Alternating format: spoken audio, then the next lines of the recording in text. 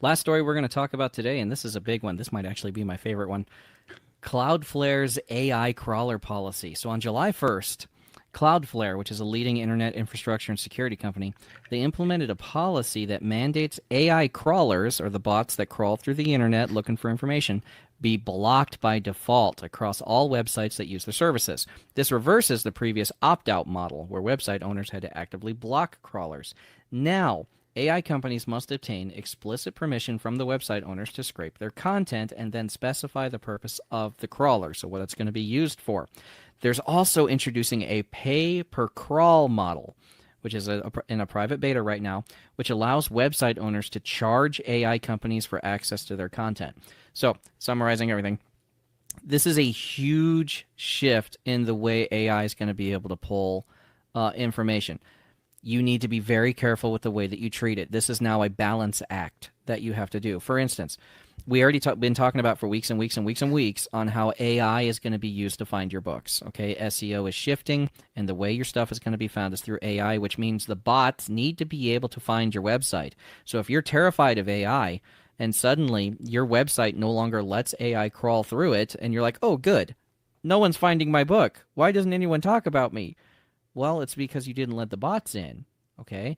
And then there are some people who are like, no, I'm going to make them pay so that they can't have access to my IP unless they pay for it.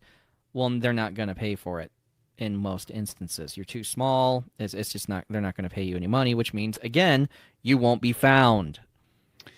This story matters a lot more than a lot of the anti-AI stories we've covered. Yes. Because most of the anti-AI stories we've covered have been such and such organization files a lawsuit that, spoiler alert, they're going to lose. And if they win, it will be 10 years in the future. That's not what this is.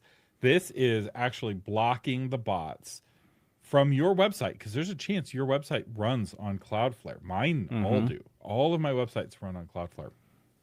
And I have been logging into Cloudflare regularly, checking to see when they turn this on, because I don't want it. This is my competitive advantage for the bots to be able to see my website. And for authors, because you don't make money selling articles, so who this is most helpful for is like a newspaper who wants to block the bots from the articles so that they can get advertising dollars, selling eyeballs to advertisers.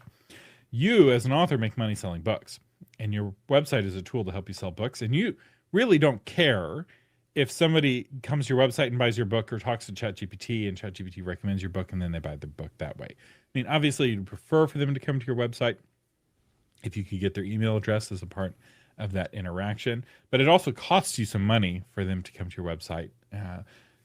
It's a fraction of a penny, depending on your host. You may not ever see that, but I see it. I pay a lot of money in hosting. And if you're using Cloudflare right now, log into your account. The very first tab on the left underneath Overview is something called AI Audit. And it will tell you how many bots, which bots have come to your website, and how many times they've visited your website. And then there's a little button that says block. And so you can be like, you know what? I don't like DeepSeek. Although I don't think DeepSeek's on here. So you can be like, I don't like Grok, so I'm going to block Grok. Who I think this is most going to help is Google, because I think the Google search bot is going to slurp up all this info. Nobody's blocking Google, and it could be a real win for Gemini. Google will have a choice whether to not be evil and have the Gemini bot separate from the normal Google bot. Oh, gee, I wonder what they're going to pick. What's the one thing more scary than a company whose tagline is "Don't be evil"? A company whose tagline used to be "Don't be evil," and then they got rid of it. Why's that gone? So it is interesting to be able to see how many bots have come to my website right now. Claude has gone up to the top. I don't know what the timeline is for this, but I've been watching this. I do encourage you to, if this gets turned on for you on Cloudflare, to turn it off if you're an author, because there's basically no advantage for you, like what Jonathan is saying. You don't have enough content that's worth selling. But I think this is a really savvy play for Cloudflare, because they're trying to insert themselves financially in between AI companies and the data that those AI companies want, which could be, I mean, even if Cloudflare is just taking a fraction of that money, it could be really Yeah. beneficial. And if you are anti-AI, running your domain through Cloudflare is a much more effective way of blocking the bots, the AI bots, from your Yeah. website than a robots.txt rule. Because they don't have to follow the robots.txt rule. But with Cloudflare, they're just blocked. They just can't access it. Yeah. When the bot goes to your website, they get an error. When the human goes to your website, they see the actual website. Cloudflare is a very reputable company. Somebody was saying, they have a lot of cloud. They really do. Something like 30% of the internet traffic runs through Cloudflare servers. They're a very, very powerful company, and they're positioned to leverage this well. My prediction is that authors who are anti-AI and take advantage of this and don't, or even just don't know about it and don't click the box, they're going to be lost in obscurity and they're not going to be found. The whole point of all the stuff that we're doing for marketing is to be found. And if you can't be found because you didn't click the box, and so bots don't come to your website to deliver, it's like ants. They come to your website and they take a little piece of information and they take it and they walk it back to the person who was asking for it in the first place. If you don't let the ants in, suddenly no one is getting pieces of your stuff and they are getting pieces of other people's stuff. If you're going to stay competitive, if you're going to be found, if you're going to have exposure, then you need to make sure that you're available for the bots to crawl on your site. I know it freaks you out. You're like, they're going to steal my stories, they're going to steal my ideas, they're going to steal my IP, they're going to steal. No one cares. Okay?